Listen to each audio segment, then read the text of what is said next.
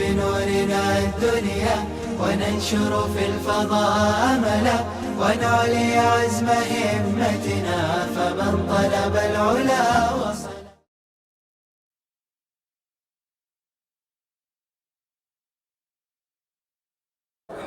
بسم اللہ الرحمن الرحیم. علم فلکیات یہ دراصل کسی زمانے میں ہمارے نصاب کا حصہ تھا جس کو علم الہیئہ کہا جاتا تھا. علم الہیئہ کو فلکیات قدیمہ سے یاد کیا جاتا ہے. البتہ دونوں کے درمیان کچھ فروق پائے جاتے ہیں جو عنقریب بیان کیے جائیں گے.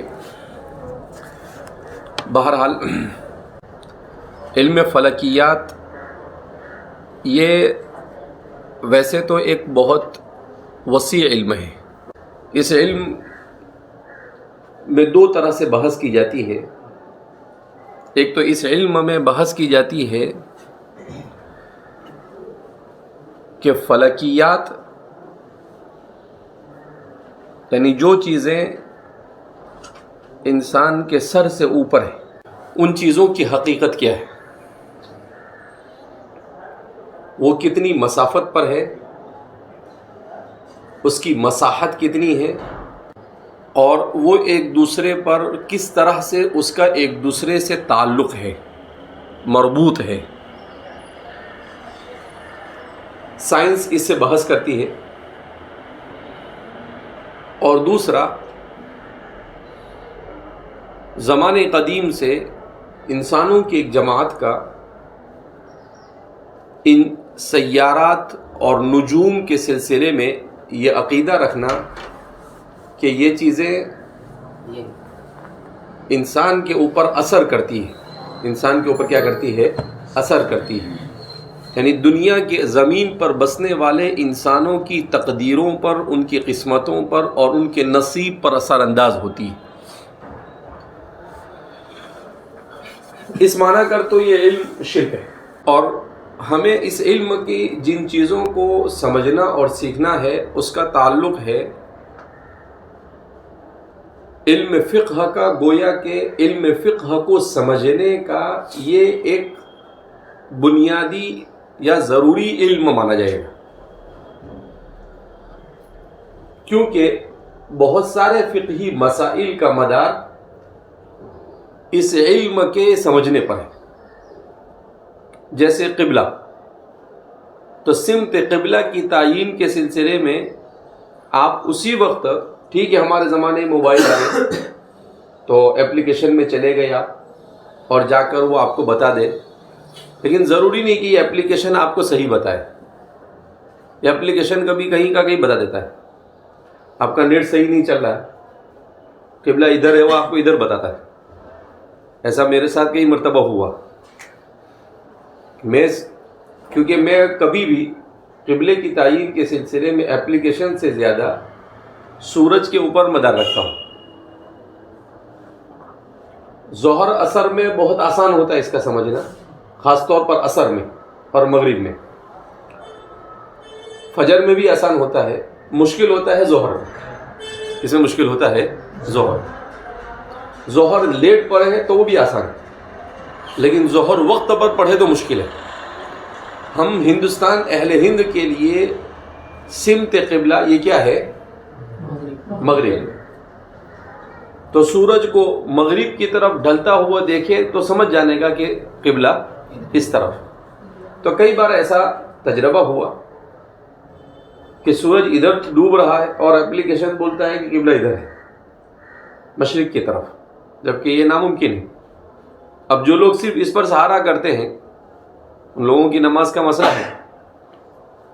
ٹھیک ہے، ہماری شریعت کو معلوم تھا کہ یہ سب ہونے والا ہے، اس لیے اللہ رب العزت نے کہا اینما تولوا فثم وجہ اللہ، تحری کر کے چلا لے کام. یہ شریعت میں مرونت ہے. شریعت نے اتنی سہولت مہیا کی کہ بھئی فکس طور پر جاننا آپ کے لیے ضروری نہیں ہے، لیکن تحری تو ضروری ہے. تحری کا مطلب کیا ہے؟ صرف اس کے سہارے بھی نہیں چلے گا. تحری کا مطلب یہ ہے کہ اس کے بتانے کے بعد بھی اگر اطمینان نہیں ہے تو آپ کو تحری کرنی، آپ کو سوچنا ہے کہ بھیا سورج ادھر ڈوب رہا ہے عصر کی نماز میں اور یہ قبلہ ادھر بتا رہا ہے، اس کا مطلب یہ ہے کہ یہ غلط بتا رہا ہے، مجھے ادھر نماز پڑھنی چاہیے۔ تو ہمارے قبلے کا مسئلہ یہ فلکیات سے متعلق ہے کہ تعین قبلہ کیسے ہو۔ اسی طریقے سے اوقات نماز کا تعلق فلکیات سے ہے، اس لیے کہ اس میں صبح صادق، صبح کاذب ہوتی ہے، شفق احمر، شفق ابیض مغرب اور عشاء کے وقت کے لیے، زوال کا سمجھنا، ظہر کی نماز کے لیے فیء اول مسائے اصلی کے ساتھ اس کے مقدار کے برابر یا اس کے 2 مثل ہو، یہ ساری کے ساری چیزیں اوقات نماز کا تعلق بھی کس سے ہے؟ فلکیات سے۔ اسی طرح سے رؤیت ہلال، چاند کا مسئلہ، تو رؤیت ہلال کا تعلق بھی کس سے ہے؟ فلکیات سے۔ تو اس وجہ سے فقیہ کے لیے، مفتی کے لیے، مسجد کے امام کے لیے ضروری ہے کہ فلکیات سے کیا ہونا چاہیے؟ وہ واقف ہونا چاہیے۔ بہرحال تو علم فلکیات کے سلسلے میں 2 طرح سے ہمیں بحث کرنی ہے، ایک تو نظریاتی بحث اور دوسری فقہ کے اعتبار سے جو اس کی ضرورت ہے اس اعتبار سے اس سے بحث کرنی ہے۔ تو نظریاتی بحث کو ہمیں طول دینے کی ضرورت نہیں ہے، کیوں؟ اس لیے کہ وہ بہت وسیع بحث ہے، اگر ہم اس کی طرف جاتے ہیں تو اس صورت میں اسی میں الجھ کر کیا ہو جاتے ہیں؟ رہ جاتے ہیں۔ تو ہم مختصر طور پر علم فلکیات کے سلسلے میں چند بنیادی چیزوں کو جاننے کے بعد فنی اعتبار سے جن چیزوں کو جاننے کی ضرورت ہے ان چیزوں کو ہم جاننے کیا کرتے ہیں؟ کوشش کرتے ہیں۔ علم فلکیات کے سلسلے میں یہ بات مسلم ہے کہ اس کے اصل وضع کرنے والے مسلمان متقدمین ہیں۔ اس کے اصل وضع کرنے والے کون ہیں؟ مسلمان متقدمین ہیں۔ البتہ اہل مغرب نے اپنی ذہن کے مغربیت کا ثبوت دیتے ہوئے تمام کے تمام علوم عقلیہ جس کو آج کل سائنس اور جدید علوم کہا جاتا ہے، ان سب کو وضع کرنے کا کریڈٹ اپنے سر لیتے ہیں، یا اس کی نسبت فلاسفہ یونان کی طرف کر دیتے ہیں۔ عقلی، منطقی، فلسفی اور سائنسی علوم، عقلی، منطقی، فلسفی اور سائنسی علوم کی عام طور پر تدوین کا صحرا تلبیس کے سہارے ان لوگوں نے اپنے سر لے لیا ہے، جبکہ یہ امر مسلم ہے کہ مسلمانوں نے موجودہ دور کے تمام علوم کی بنیادیں فراہم کی، جس کا اعتراف بعض حق پسند مغربی باحثین نے کیا ہے، محققین نہیں کہیں گے ان کو، بعض مغربی باحثین نے کیا ہے۔ اس میں ایک بہت بڑی غلط فہمی ہمارے یہاں پر بھی یہ ہوتی ہے کہ یہ سمجھتے ہیں کہ جتنے بھی علوم ہیں فلسفی اور منطقی یہ یونان سے آئے، اچھا، اس کو کس طرح سے لیتے ہیں کہ یونانی کتابوں کا ترجمہ مسلمانوں کے دور میں مامون رشید کے دور سے شروع ہوا، اور بعض روایتوں کے مطابق حضرت امیر معاویہ کے زمانے ہی سے کیا ہو گیا، شروع ہو گیا. تو مسلمانوں نے اس سے سیکھا. یہ بھی ایک غلط تاثر ہے. کیوں؟ اس لیے کہ فلسفہ اور سائنس یہ ہمیشہ دنیا میں جب بھی اپنی اگرچہ حقیقت اور اپنی چیزوں کو واضح کرتے ہیں، اس کا انکشاف کرتے ہیں، مگر جس ماحول میں وہ ہوتے ہیں اس ماحول سے متاثر ہو کر کرتے ہیں، اس ماحول سے متاثر ہو کر کرتے ہیں. فلاسفہ یونان یہ بت پرستی کے زمانے سے تعلق رکھتے تھے، تو وہ جس ماحول میں رہتے تھے اس ماحول میں جو نظریات ہوتے تھے، ان کے فلسفیانہ نظریات یہ ان نظریات کے تابع ہوا کرتے تھے. بت پرستانہ اور شرکیہ نظریات کے کیا ہوتے تھے، تابع ہوتے تھے.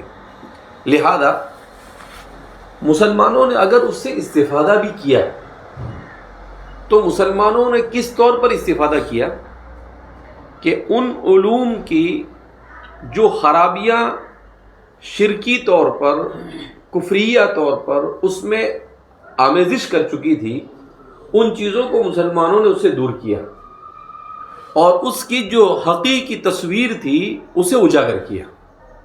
اسے کیا کیا؟ اجاگر کیا. جس کو میرا اپنا ماننا یہ ہے مطالعے کے بعد کہ مسلمانوں نے اس کو اجاگر نہیں کیا، مسلمانوں نے اسے پڑھنے کے بعد اس کو غلط تصور کیا ہے، اور مسلمانوں نے اس پر جو نئی تحقیق کی اس اعتبار سے اس کے صحیح اصول اور صحیح بنیادیں فراہم کی. اس کے صحیح اصول اور صحیح بنیادیں.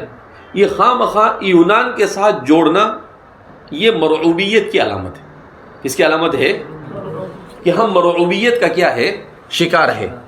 کہ ہمارے اوپر فلسفہ مغرب ایسا سوار ہو گیا ہے کہ اس فلسفہ مغرب کی وجہ سے ہم ہر چیز کو مغرب کی دین سمجھ رہے ہیں، جبکہ ہر چیز مغرب کی دین نہیں ہے، بلکہ ہر چیز کس کی دین ہے؟ ہماری دین ہے. یعنی ہم نے دیا ہے دنیا کو.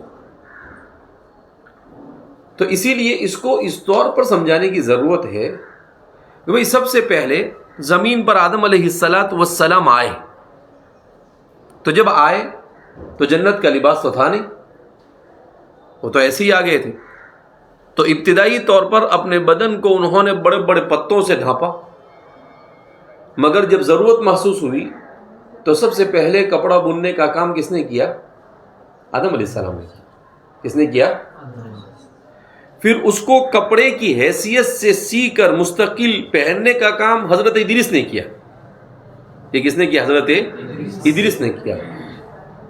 کشتی اور جہاز بنانے کا کام حضرت نوح نے کیا. تو یہ جو انبیاء تھے، انبیاء علیہ الصلاۃ والسلام، چونکہ یہ سب انسان کی ضرورتیں ہیں، اور شریعت صرف آخرت کی بات نہیں کرتی ہے بلکہ انسان کی دنیاوی ضرورت میں بھی ہاتھ بٹاتی ہے. اس لیے انبیاء کرام اب زرہ بنانا اور لوہے کی جو چیزیں اس وقت دنیا میں عام ہے، اس کی ایجاد کرنے والے کون؟ داؤد علیہ السلام. وَأَلَنَّا لَهُ الْحَدِيدَ. تو انبیاء کرام علیہ السلام بھی ان پیشوں سے وابستہ رہے. تو یہ چیزیں انبیاء کے ساتھ جب تک کہ رہی یہ صحیح ڈھنگ سے چلتی رہی، مگر جب اس کو علم وحی سے کاٹ دیا گیا تو پھر یہ دیومالائی چیزوں کا کیا ہو گیا؟ آمیزہ بن گیا، اور وہ ساری چیزیں اس کے اندر میں شرکیہ چیزیں کیا ہو گئی؟ مل گئی. تو مسلمانوں نے اس کے بعد جو کام کیا، تو مسلمانوں نے یہ کام کیا کہ ان چیزوں میں جو غلط چیزیں تھیں اس کو ختم کی. تو انبیاء کرام علیہ السلام سے جو چیزیں آ رہی تھی ان چیزوں کو کہیئتی ہی اس کی اصل حقیقت پر لا کر کھڑا کیا اسے. یہ چیز ہمیں لوگوں کو بتانے کی کیا ہے؟ ضرورت ہے. لہذا آج کی سائنس اور ٹیکنالوجی یہ مغرب کی دین نہیں ہے، اس کو کہا جاتا ہے انسانیت کا مشترکہ ورثہ. کیا کہا جاتا ہے اس کو؟ کیا اس کے اتنی ترقی تک پہنچنے میں صرف مغرب کا ہاتھ نہیں ہے. دنیا کے ہر خطے میں لوگوں نے، ذہین لوگوں نے اپنی عقلوں کو استعمال کیا، اس کے صحیح اصولوں کو دریافت کرنے کی کیا کی کوشش کی، اور پھر اس طریقے سے ان تمام کے تمام کاوشوں کے نتیجے میں یہ ہم اتنے بڑے فاسٹ سائنس اور ٹیکنالوجی کے اس دور میں کیا ہوئے ہیں، داخل ہوئے ہیں. تو اس لیے اس کو اسی انداز میں سمجھنے اور سمجھانے کی کیا ہے ضرورت ہے.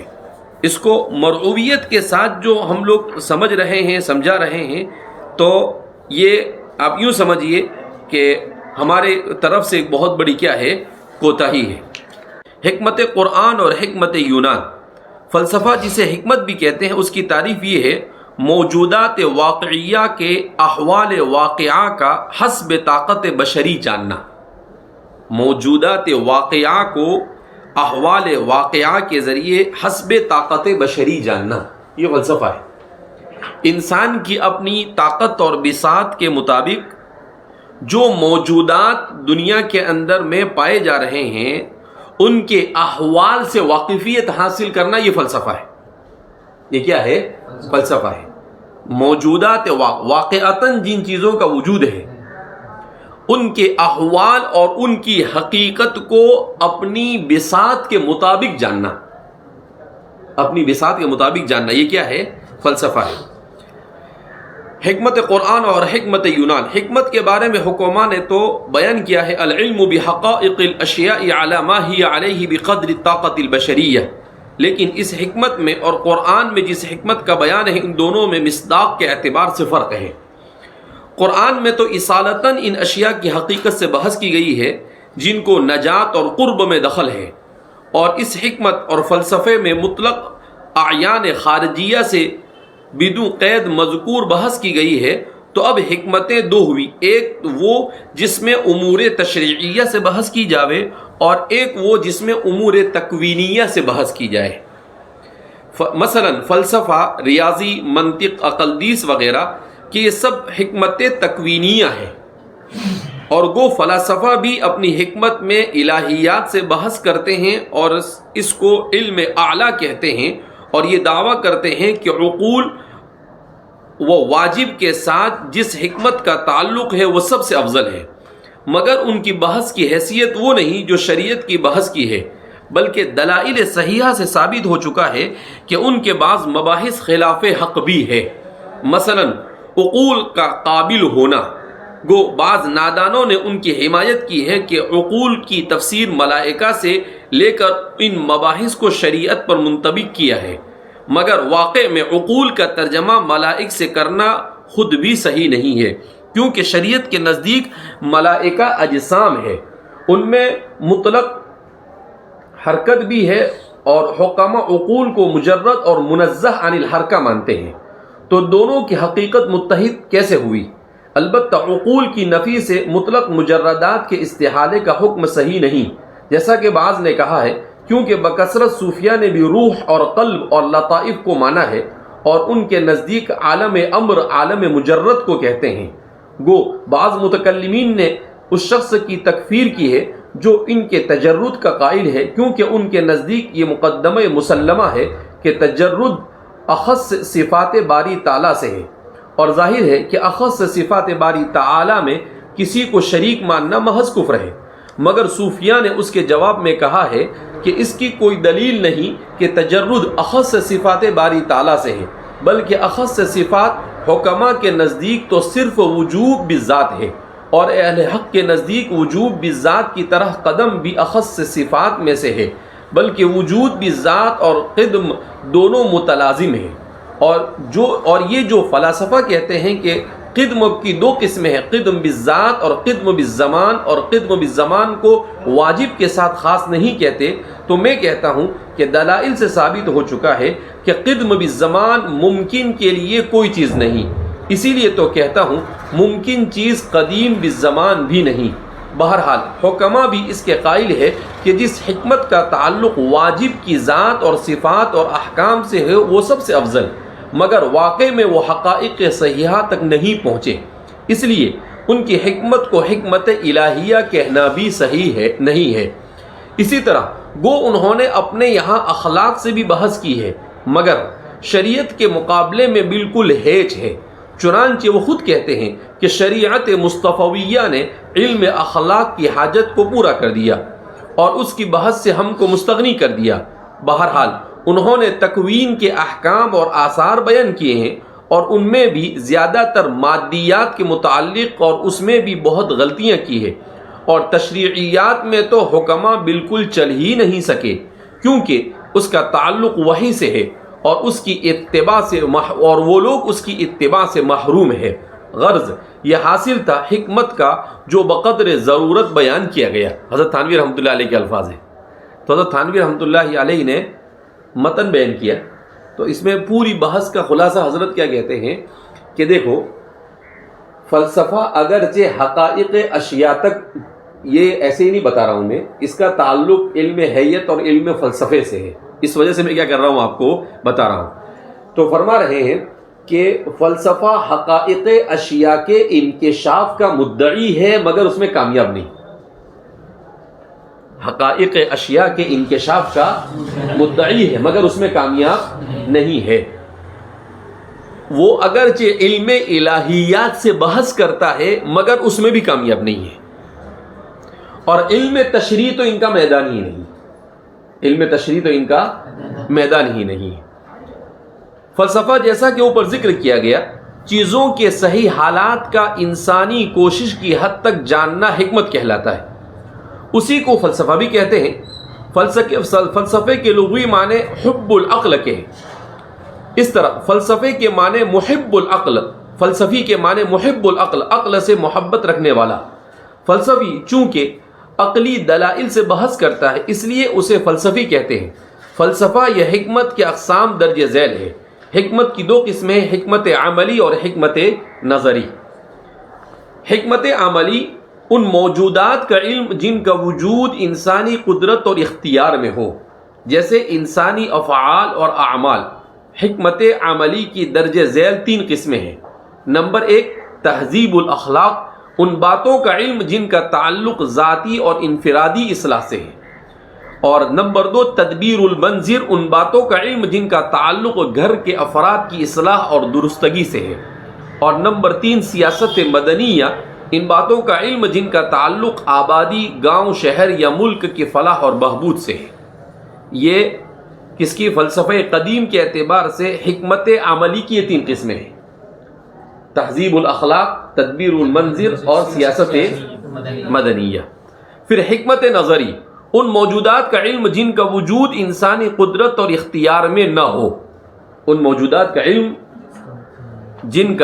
جن کا وجود انسانی قدرت اور اختیار، یعنی جن تک انسان کی رسائی نہیں ہو سکتی ہے آسانی کے ساتھ، جیسے آسمان، زمین وغیرہ۔ آسمان، زمین، یہ سب کس میں آتا ہے؟ حکمت نظری میں۔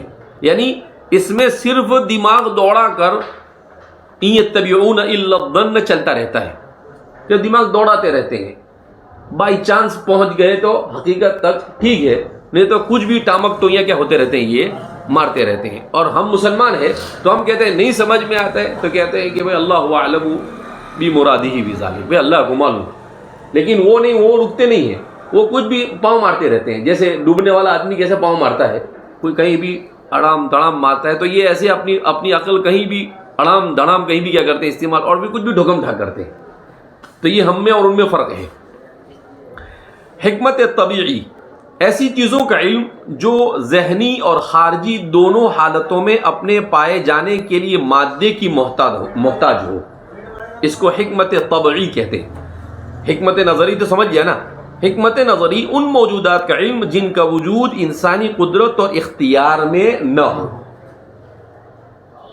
یعنی اس کے وجود میں لانے کے لیے انسان کا کوئی دخل نہیں، اللہ نے ان چیزوں کو بنایا، انسان